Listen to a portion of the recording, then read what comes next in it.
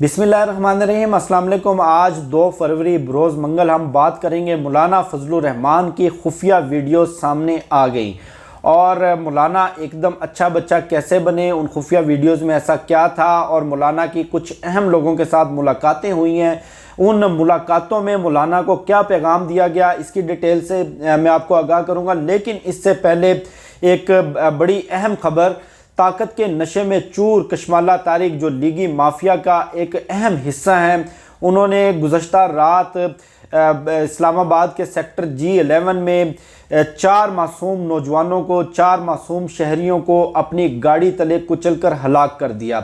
अब देखें, ट्रैफिक हादसा तो आए रोज़ होते हैं, बड़ी गाड़ी के नीचे छोटी गाड़ी कुचली जाती है और हम इसको एक बार जज्बातियत दिखाते हैं थोड़ी सी और लान तान करते हैं, उसके बाद खामोश हो जाते हैं। लेकिन ये वाक़यात बड़ा मुनफरिद है और ये बज़ाहिर ऐसा लगता है कि जानबूझकर, बज़ाहिर नहीं बल्कि यकीनन जो फोटेजेस सामने आई हैं, जो चश्मदीद गवाह सामने आए हैं, जो पुलिस की FIR सामने आई है, उससे ये वाज़े होता है कि ये 4 मासूम शहरियों का कत्ल जानबूझकर किया गया, दानिस्ता किया गया।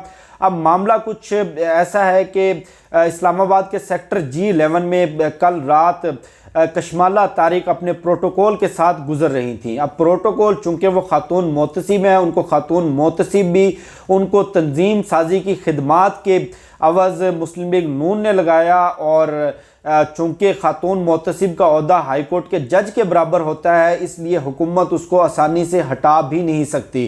खातून मोतसिब को उसके ओहदे से हटाने का प्रोसीजर बिल्कुल वही है जो हाई कोर्ट के या किसी सुप्रीम कोर्ट के जज को हटाने का प्रोसीजर होता है। खैर, उस वक्त जब कशमाला तारिक का प्रोटोकॉल वहाँ से गुज़र रहा था, कशमाला तारिक अपने शोहर वकास खान और अपने बच्चों के साथ एक बड़ी गाड़ी में थी और उनके पीछे उनके प्रोटोकॉल की 4 गाड़ियाँ थी, सरकारी नंबर प्लेट भी लगी हुई थी।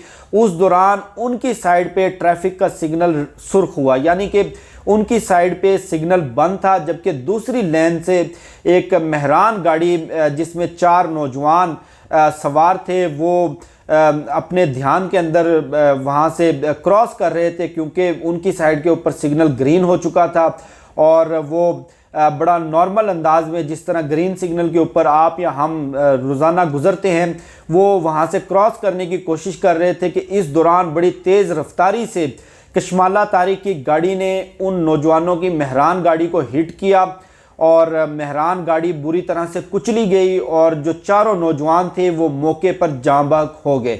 अब बजाय ये कि एक हादसा हो गया, आप उनकी मदद करें, आप उनको अस्पताल पहुंचाएं, आप उनके दाद रसी करें, उनके लाहिकीन को ख़बर दें, जो मुमकिना इमदाद हो सकती है आप वो करने की कोशिश करें। कशमाला तारिक और उसके शोहर ने वहाँ से फ़रार होने की कोशिश की और जब उनको घेर के रोका गया, सरकारी नंबर प्लेट का नंबर नोट किया गया, तो इंतहाई ढिठाई से, इंतहाई बेशर्मी से उन्होंने लोगों के साथ बदतमीज़ी की, लोगों को धक्के मारे और लोगों को धमकियां दी कि तुम हमें जानते नहीं हो, मैं कौन हूँ, मेरी कोई गलती नहीं है, तुम इस तरह से हमें नहीं रोक सकते, किसी की क्या मजाल कि वो हमारे ऊपर हाथ डाले। अब ये जो पूरा लीगी माफिया है, ये जो पूरा एक माइंडसेट है, ये जो पूरा एक प्रोटोकॉल कल्चर है, ये इनको सिसिलियन माफिया का टाइटल ऐसे ही नहीं दिया गया। ये ताकत का नशा है, ये अख्तियार का नशा है, ये इक़्तिदार का नशा है, जो आम शहरियों को कीड़े मकोड़ों से बढ़कर हैसियत देने को तैयार नहीं।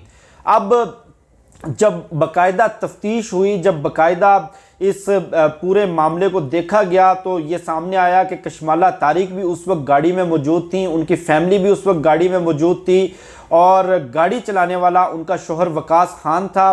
कशमाला तारिक ने इंतहाई बेरहमी का, इंतहाई संगीनी का, इंतहाई संगदली का सबूत देते हुए उन नौजवानों की कोई मदद ना की और वहाँ से फ़रार होने की कोशिश की।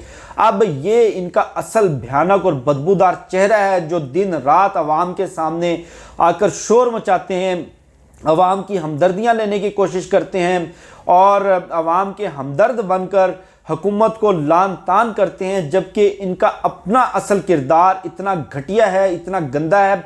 वो जो चारों नौजवान, अल्लाह उनकी मगफिरत फरमाए, अल्लाह पाक उनके लवाहिकीन को सब्र जमील अता फरमाए, उनकी जो डिटेल सामने आई है उनका ताल्लुक़ मानसेरा से बताया जाता है। चारों नौजवान बेचारे जॉब की तलाश में एंटी नारकोटिक्स फोर्स का टेस्ट देने के लिए इस्लामाबाद में आए थे और वो टेस्ट देकर वापस जा रहे थे मानसेरा की जानिब, तब उनकी गाड़ी को ये हादसा पेश आया और उनके लवाहिकीन को अभी तक यकीन नहीं आ रहा कि हमारे जवान, हमारे बच्चे, हमारे बुढ़ापे का सहारा एकदम इस तरह से दुनिया से चले गए। और ये किसी हादसे का नतीजा नहीं बल्कि उनको जानबूझकर कत्ल किया गया, उनको जानबूझकर हिट किया गया, उनको इंतहाई बेदर्दी के साथ कुचला गया ताकत के नशे में। अब जो लीगी नानी 420 इस माफिया की जो सुर्गना है वो छोटे से छोटे वाक़े पर ट्वीट करती है, शोर मचाती है, हुकूमत को लान तान करती है। अब तक एक ट्वीट भी सामने नहीं आई उसकी। अब अफसोस ही किया जा सकता है और ये मुतालबा हम सबको करना चाहिए कि इनको कड़ी से कड़ी सज़ा दें। अब तक इसके शोहर को और इसके बेटों को गिरफ़्तार कर लिया गया है और कशमाला तारिक को भी गिरफ़्तार करना चाहिए। अब आ जाते हैं मौलाना फजलुर रहमान। एकदम फजलुर रहमान का तमाम लबो लहजा बदल गया। पहले वो कहते थे कि मेरी जंग इमरान खान से नहीं, इमरान खान के लाने वालों से है, मैं इमरान खान को कुछ भी नहीं समझता। मेरी असल लड़ाई जो सिलेक्टर्स हैं, जो जिन्होंने इमरान खान को सिलेक्ट किया, जो इस कठपुतली को चला रहे हैं, मेरी लड़ाई उनसे है। और बबांगे दहल ये फजलुंडा GHQ के बाहर धरना देने की धमकी देता रहा, कोर कमांडर्स के घरों के बाहर धरना देने की धमकी देता रहा, फिर ये कहता रहा कि एक नहीं 3 इस्तीफे लेकर जाऊंगा। अब एकदम 180 डिग्री का इसने यू टर्न मारा है इस फजलुंडे ने। अब यू टर्न भी 73 के आइन की रोशनी में ये हलाल करार दे सकता है और अब ये कहता है कि नहीं जनाब, मेरी लड़ाई तो इमरान खान से है, एस्टेब्लिशमेंट से तो मेरी कोई लड़ाई नहीं। फ़ौज इस मुल्क के लिए नागुज़ीर है और हम फ़ौज की इज़्ज़त करते हैं, फ़ौज के साथ ताउन करने को तैयार हैं और फ़ौज इस मुल्क के लिए नागुज़ीर भी है और इस मुल्क का हिस्सा है। हम फ़ौज से मोहब्बत करते हैं, फ़ौज हमारे दिलों में बसती है। फ़ौज का दिफाई बजट कम किया गया, हम उस पर भी एहतजाज करेंगे। अब किसी को यकीन नहीं आ रहा कि ये वही फजलुंडा है जो आज से पहले जनरल कमर जावेद बाजवा को धमकियाँ देता था, जो आज से पहले फ़ौज में बगावत करवाने की कोशिश करता था। अब जो असल हकीकत सामने आई है वो ये कि मौलाना फजलुर रहमान की कुछ खुफिया वीडियोस हाथ लगी हैं कुछ हलकों के। अब मैं उन हलकों का नाम नहीं लेना चाहता, नहीं ले सकता। इस बात की तायद आज़ाद ज़राए ने भी की है, सीनियर सहाफ़ियों ने भी की है, आरिफ उम्मीद भट्टी ने भी की है और दीगर सहाफ़ियों ने भी की है, इमरान खान ने भी की है और इमरान खान, एंकर इमरान खान की मैं बात कर रहा हूँ। और कई ज़राए ने इस बात की तस्दीक की है कि मौलाना फजलुर रहमान की खुफिया वीडियोस कुछ हलकों तक पहुँची हैं। वो खुफिया वीडियोस कुछ लोगों को भिजवाई गई हैं। उन लोगों ने मौलाना को ये वीडियोस दिखाई और मौलाना ने जब ये वीडियोस देखी तो उसका रंग फ़क हो गया और उसके 14 तबक रोशन हो गए कि जनाब ये खुफिया वीडियोस कैसे उन तक पहुंची। और उसके बाद मौलाना फजलुर रहमान को वाज़े पैगाम दे दिया गया है कि बंदे के पुत्र बन जाओ, इंसान के बच्चे बन जाओ। अगर तुम इंसान के बच्चे नहीं बने तो जिस तरह तुम्हारी गैर मुल्की फॉरेन फंडिंग के सबूत तुम्हारे करीबी साथियों के ज़रिए आवाम के सामने आए हैं, बिल्कुल इसी तरह तुम्हारे करीबी साथी, तुम्हारे राइट और लेफ़्ट जो बैठते हैं वो ये खुफिया वीडियोस मंजर आम पर लेकर आएंगे और तुम किसी को मुंह दिखाने लायक नहीं रहोगे। अब इन खुफिया वीडियोस में क्या हो सकता है? ये हो सकता है खुफिया वीडियोस कुछ गैर मुल्की ताकतों के साथ, कुछ मुल्क दुश्मन नुमाइंदों के साथ मुलाकात पर मबनी हो सकता है ये खुफिया वीडियोस किसी खुफिया प्लान को डिस्कस करते हुए बनाई गई हो। ज़रूरी नहीं कि ये खुफिया वीडियोस जो नानी 420 जो गंदी वीडियोस का धंधा करती है, जो पोर्न इंडस्ट्री चलाती है पाकिस्तान में, मरियम नवाज, उस जैसी खुफिया वीडियोस हों।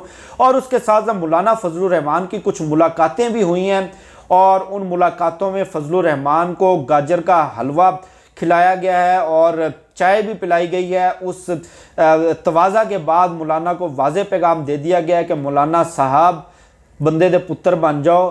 ये सबूत दी लिस्ट साढ़े सामने, हजे तो लीबिया ते इराक दी फंडिंग के सबूत सामने आए ने, बाकी होर बहुत कुछ है।